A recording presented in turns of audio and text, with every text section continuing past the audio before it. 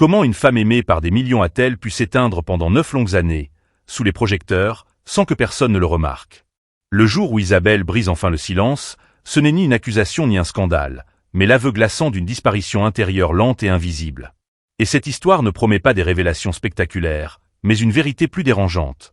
On peut mourir à l'intérieur tout en continuant à sourire au monde. Dans l'imaginaire collectif, Isabelle Boulay incarne une voix qui apaise. Une présence qui rassure. Une femme dont le timbre semble réparer ce que la vie a fissuré. On l'écoute comme on s'abrite. Sa musique accompagne les deuils, les séparations, les silences trop lourds. Elle ne crie jamais. Elle ne provoque pas. Elle ne déborde pas. Elle enveloppe. Le public l'aperçoit comme une évidence douce. Une artiste sans excès, sans éclats inutiles, sans scandale. Elle ne s'expose pas. Elle ne se confesse pas. Elle ne joue pas avec sa vie privée. Cette discrétion devient sa signature. Dans un monde saturé de bruit, elle représente la retenue, la pudeur, la stabilité. Très vite, une image s'installe. Celle d'une femme solide, équilibrée, presque intouchable. On parle d'elle comme d'une force tranquille. Quelqu'un qui a traversé la vie sans heurts visibles, sans chute publique, sans chaos apparent. Sa carrière semble fluide. Ses apparitions sont maîtrisées. Son regard est calme. Son sourire mesuré. Rien ne dépasse. Sur scène, la lumière la magnifie. Les salles sont pleines. Les applaudissements longs. Sa voix s'élève, chaude, grave, enveloppante. Elle donne l'impression de tout contenir. La douleur, la tendresse, la mémoire. Elle chante les failles humaines avec une telle justesse qu'on imagine qu'elle les a déjà dépassées. Comme si comprendre la souffrance suffisait à la guérir. Mais cette image est un écran puissant, car pendant que le public regarde la scène, il ne voit pas l'envers. Il ne voit pas ce qui se joue hors champ. Les coulisses sont silencieuses. La vie privée reste invisible. Et ce vide est interprété comme une preuve de bonheur. Comme si ne rien dire signifiait aller bien. L'illusion collective repose sur un malentendu profond. On confond la retenue avec la paix. Le silence avec la stabilité. L'absence de scandale avec l'absence de souffrance. On oublie que certaines douleurs ne font pas de bruit, qu'elles ne cherchent pas le regard, qu'elles se développent lentement, à l'abri des projecteurs. Isabelle apparaît toujours à sa place.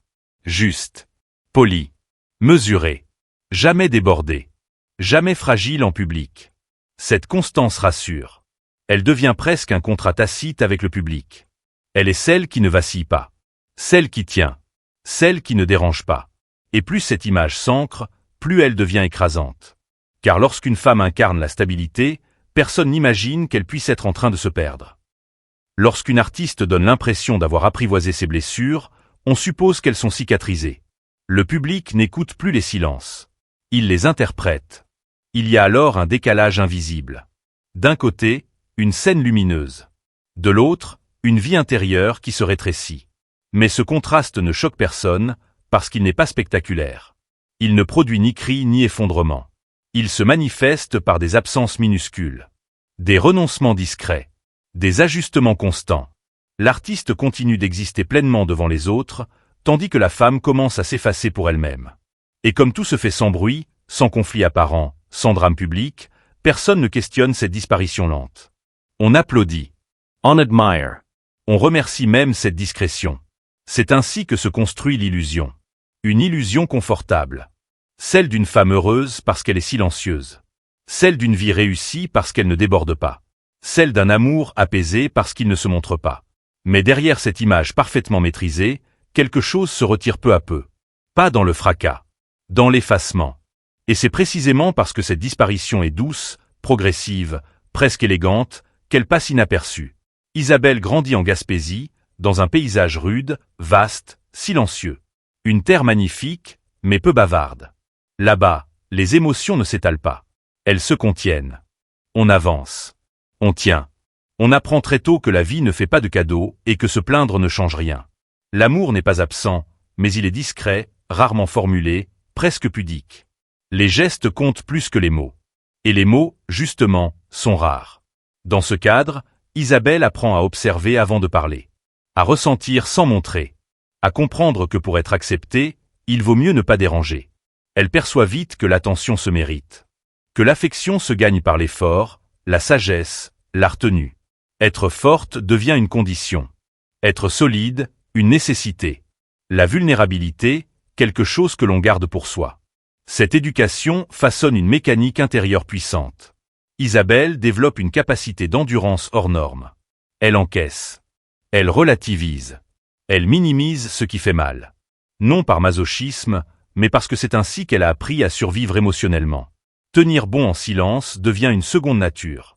Elle ne réclame pas. Elle ne demande pas. Elle s'adapte. Très tôt, la musique s'impose comme un refuge. Chanter lui permet d'exister sans interrompre. De dire sans parler. Sa voix devient un espace où tout peut sortir sans faire de bruit. Les émotions trouvent un chemin acceptable. Socialement valorisée. Applaudie même. Sur scène, elle peut être intense, fragile, traversée, sans jamais être perçue comme dérangeante. La musique est alors une bénédiction. Elle canalise ce qui déborde. Elle transforme la douleur en beauté. Elle donne un sens à ce qui ne peut pas être nommé.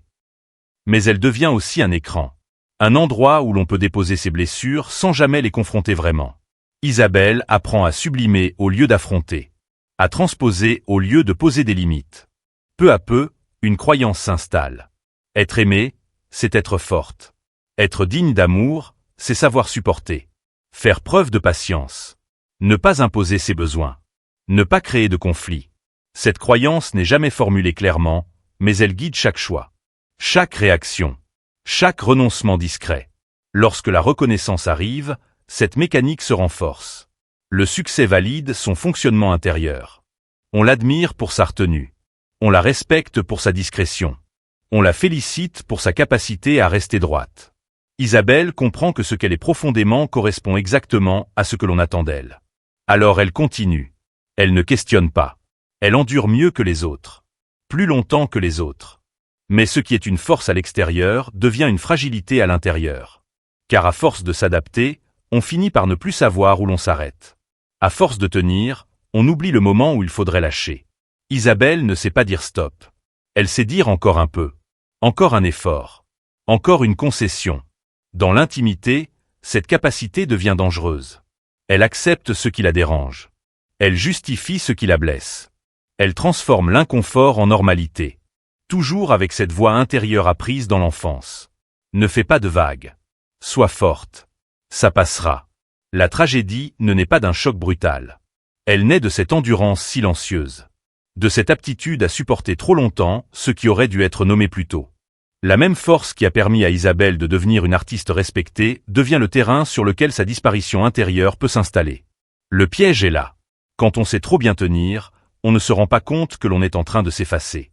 Et quand on a appris à aimer en silence, on peut rester longtemps dans une douleur qui ne fait aucun bruit. La rencontre ressemble à un roman contemporain. Une artiste à la sensibilité profonde, façonnée par l'écoute et l'émotion. Un homme de pouvoir, maître de la parole, habitué aux joutes, aux décisions, à l'autorité naturelle. Deux univers que tout oppose et que tout attire. Elle ressent. Il tranche. Elle nuance. Il affirme. Ensemble, ils donnent l'image d'un équilibre rare, presque idéal. Aux yeux des autres, le couple fascine. Il incarne la complémentarité parfaite. Elle apporte la douceur. Il apporte la force. Elle éclaire par la musique. Il impose par le verbe. Leurs apparitions publiques sont maîtrisées, élégantes, rassurantes. Rien ne dépasse. Rien ne heurte. On parle d'un amour adulte, solide, fondé sur le respect et l'admiration mutuelle.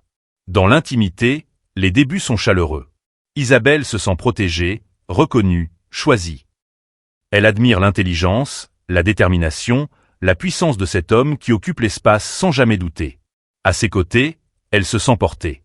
Elle se laisse guider. Cette dynamique lui est familière. Elle sait s'adapter. Elle sait suivre sans disparaître, du moins le croit-elle. Puis viennent les premiers ajustements. Des phrases légères, presque anodines. Des remarques formulées comme des conseils. Des recommandations qui semblent bienveillantes. Ce n'est pas une critique directe. C'est une suggestion. Ce n'est pas une interdiction. C'est une prudence. On évoque l'image, le contexte, le bon moment, la nécessité de se préserver. Isabelle écoute. Elle fait confiance. Elle interprète ces mots comme une preuve d'attention. Elle croit être protégée. Elle se dit qu'il sait mieux qu'elle comment fonctionne ce monde-là. Elle accepte de modifier certains comportements, d'éviter certaines situations, de réduire certaines spontanéités. Rien de brutal. Rien de clairement identifiable. Peu à peu, l'espace personnel se rétrécit. Lentement. Sans signal d'alarme. Les choix deviennent plus calculés. Les paroles plus mesurées. Les décisions plus discutées. Isabelle commence à anticiper. À réfléchir avant d'agir. À se demander si ce qu'elle s'apprête à dire ou à faire est approprié. Pas par peur immédiate. Par habitude naissante. Le mécanisme est subtil. Il n'y a pas de cri. Pas de geste violent. Pas de menace. Seulement une tension diffuse. Une sensation d'être évalué. D'être observé. De devoir ajuster son comportement pour maintenir l'harmonie. Et comme Isabelle a appris depuis l'enfance que l'amour demande des efforts, elle s'adapte sans protester. Elle commence à se taire sur des détails. À renoncer à certaines envies. À s'excuser pour des choses infimes. Un retard léger. Un rire trop franc. Une parole mal placée. Elle s'excuse d'exister un peu trop fort. Elle se dit que ce n'est rien. Qu'elle exagère. Que toutes les relations demandent des compromis. À l'extérieur, rien ne change. Sur scène, elle est lumineuse. Sa voix touche, rassure, enveloppe. Le public ne perçoit aucune faille. Plus elle brille devant les autres, plus elle se restreint dans l'intimité. Ce décalage devient son quotidien. Elle donne beaucoup dehors. Elle se retient dedans. Le contrôle ne se présente jamais comme tel. Il se dissimule derrière la logique, la raison, la protection. Isabelle ne se sent pas dominée. Elle se sent encadrée, guidée, conseillée. Et comme elle ne veut pas créer de conflit, elle préfère s'ajuster. Toujours un peu plus. Toujours un peu trop. Avec le temps, l'autocensure devient automatique. Elle n'exprime plus certains désaccords. Elle évite les sujets sensibles. Elle choisit le silence pour préserver la paix. Elle croit faire preuve de maturité. Elle croit être forte. En réalité, elle commence à s'effacer. Ce n'est pas une chute brutale. C'est une pente douce. Une glissade presque imperceptible. Isabelle continue de fonctionner. De créer. De sourire. Mais quelque chose se contracte à l'intérieur. Elle se sent à l'étroit dans sa propre vie. Elle respire moins librement. Elle se surveille. Elle se corrige. La relation ne détruit pas par la violence. Elle érode par l'adaptation permanente. Elle ne frappe pas. Elle fatigue. Elle ne hurle pas. Elle impose le silence. Isabelle n'est pas empêchée d'être elle-même. Elle apprend simplement à être un peu moins elle chaque jour. Et comme rien n'est spectaculaire, rien n'est remis en question. Ni par l'entourage, ni par le public, ni par elle-même. Elle continue, convaincue qu'aimer signifie parfois disparaître un peu. Jusqu'au moment où elle ne se reconnaît plus vraiment. Jusqu'au moment où demander moins devient une façon de ne plus être du tout. La vie devient confortable en apparence. Un intérieur élégant. Des lieux choisis. Une sécurité matérielle incontestable. Rien ne manque à l'extérieur. Tout est en ordre. Tout est maîtrisé. Cette abondance crée une illusion de réussite. Une cage dorée, belle, silencieuse, parfaitement entretenue. De l'extérieur, elle rassure. De l'intérieur, elle étouffe. Isabelle vit entourée, mais se sent seule. Elle commence à vivre en deux temps. L'un expansif. L'autre rétréci. L'un libre. L'autre contrôlé. À la maison, Isabelle surveille ses gestes. Ses mots. Ses silences. Elle anticipe les réactions. Elle évite les tensions. Elle choisit la paix immédiate plutôt que l'expression sincère. Chaque renoncement semble minuscule pris isolément. Mais leur accumulation crée un poids immense. Un poids qui ne se voit pas. Un poids qui s'installe dans le corps. Elle se surprend à s'excuser sans raison valable. Pour un rire trop spontané. Pour un moment d'absence. Pour une parole mal interprétée. Elle cherche constamment à ajuster sa présence. À être juste ce qu'il faut. Ni trop. Ni pas assez. Cette vigilance permanente l'épuise. Les proches perçoivent un changement. Une retenue inhabituelle. Une prudence nouvelle. Mais personne n'ose poser de questions directes. Isabelle ne donne pas matière à inquiétude. Elle continue de fonctionner. De travailler. De sourire. Elle semble simplement plus fatiguée. On attribue cela au rythme. À la pression. À la célébrité. La vérité est plus simple et plus grave. Isabelle se sent enfermée dans une vie qui ne lui laisse plus d'espace intérieur. Elle n'est pas maltraitée. Elle est comprimée. Lentement. Continuellement. Sans bruit. Sans scène spectaculaire. Cette absence de drame visible rend la situation encore plus difficile à identifier.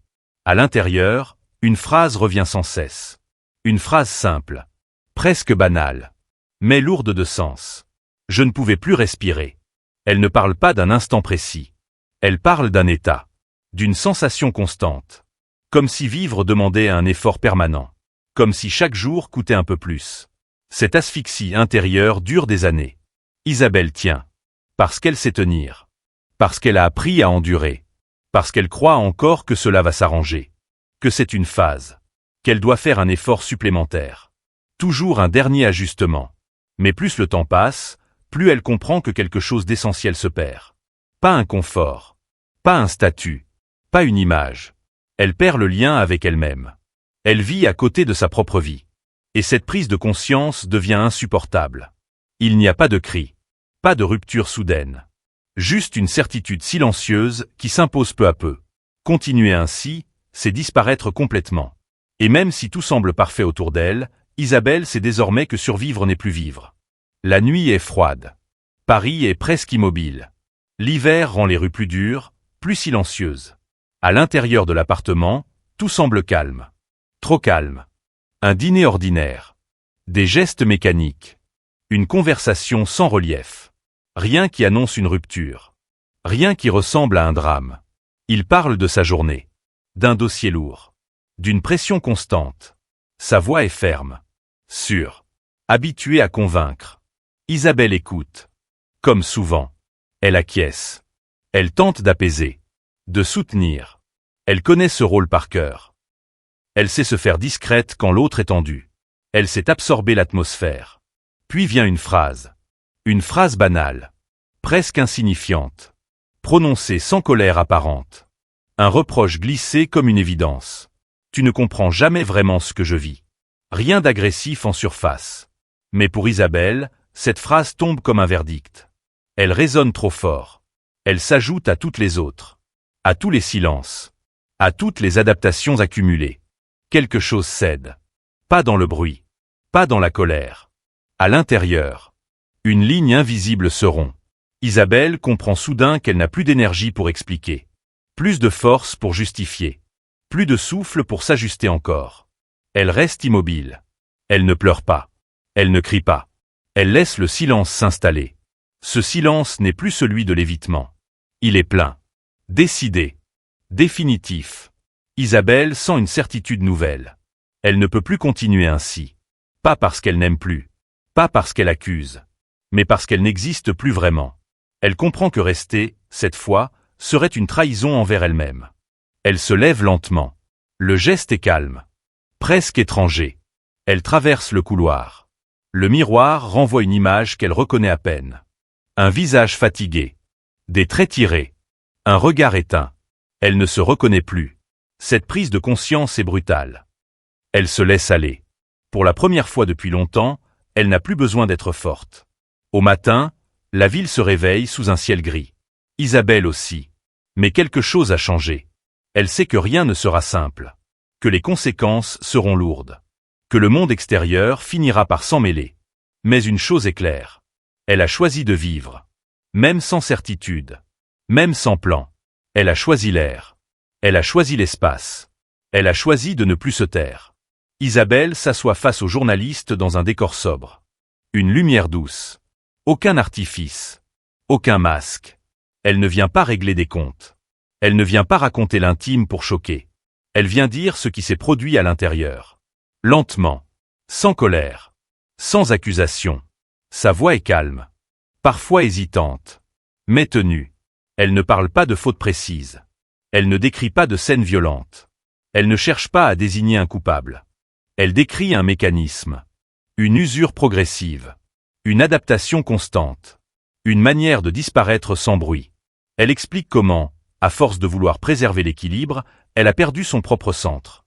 Comment le silence est devenu une stratégie de survie avant de devenir une prison. Ses mots sont simples. Mesurés. Elle choisit chaque phrase avec prudence. Non pour protéger quelqu'un, mais pour rester fidèle à ce qu'elle a vécu. Elle refuse le spectaculaire. Elle refuse le jugement. Elle retrouve la proximité de la nature. Les paysages ouverts. Le silence qui n'écrase pas. Celui qui apaise. Son fils devient un point d'ancrage. Une présence simple. Authentique. Avec lui, elle n'a rien à prouver. Rien à jouer. Elle retrouve des gestes ordinaires. Des matins lents. Des promenades. Des conversations sans tension. Cette simplicité devient réparatrice. Elle réapprend à habiter son corps. À écouter ses limites. À respecter son propre souffle. La musique revient autrement. Plus dépouillée. Moins orchestrée. Un piano. Une guitare. Des mots directs. Sa voix semble plus nue. Moins protégée. Elle ne cherche plus à sublimer la douleur. Elle la laisse exister. Les chansons parlent de rupture, mais surtout de reconstruction. De lumière retrouvée. D'espace intérieur reconquis. Les critiques parlent de métamorphose. D'une artiste plus vraie que jamais. Isabelle ne parle pas de renaissance spectaculaire. Elle parle de retour. Retour à elle-même. À la petite fille qui chantait pour combler le silence, mais qui a appris que le silence peut aussi être un refuge quand il est choisi. Elle n'éprouve pas de revanche. Pas de triomphe. Elle ne considère pas son départ comme une victoire. Elle le voit comme une nécessité. Un geste de survie. Elle n'a pas gagné contre quelqu'un. Elle a cessé de perdre contre elle-même. Elle a repris un droit fondamental. Celui de respirer. Aujourd'hui, son visage porte encore les traces de ce qu'elle a traversé. Mais aussi une forme de paix. Elle avance sans certitude absolue. Sans promesse grandiose. Elle avance avec plus de justesse. Plus de respect pour elle-même. Elle sait désormais qu'aimer ne devrait jamais coûter sa propre existence. Cette histoire ne se termine pas par un triomphe éclatant. Elle se termine par un souffle retrouvé. Par une place réinvestie. Par une parole posée. Et la question demeure, suspendue, simple et essentielle. Et vous, quel silence vous empêche encore de respirer ?